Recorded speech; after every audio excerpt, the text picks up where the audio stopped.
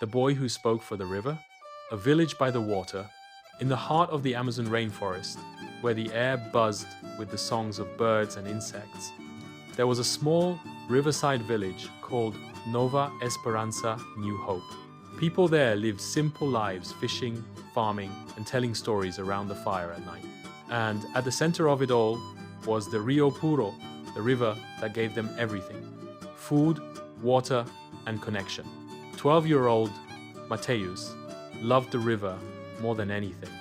He swam in it after school, helped his grandmother wash clothes along its banks, and listened to his grandfather's stories about how the river was alive with memory, with soul, trouble in the wind. One afternoon, men in shiny trucks rolled into Nova Esperanza. They wore hard hats and suits, handing out papers none of the villagers could read.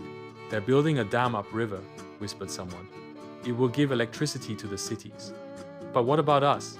asked Mateus' mother. "What happens to our fish, our crops?" The men smiled, shook hands, and left as fast as they came. A week later, bulldozers arrived. Trees were marked, surveyors roamed, and fear settled like dust in the village. The unlikely voice.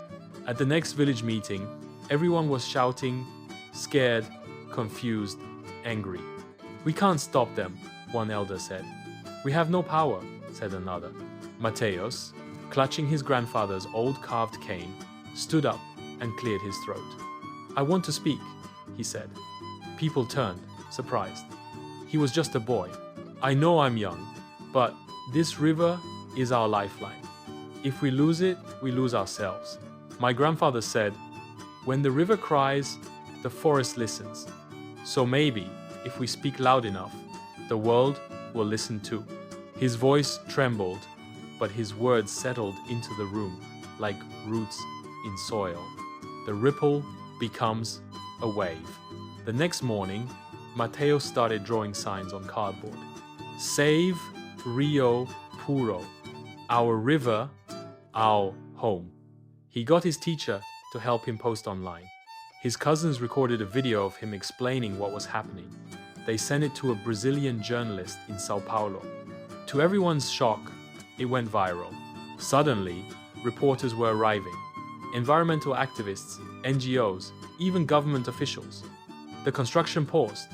Questions were asked. Why hadn't the villagers been consulted properly? Where were the environmental impact reports? The river remains. Weeks turned into months. There were protests in bigger cities, donations came in, legal help arrived, and finally the dam was suspended.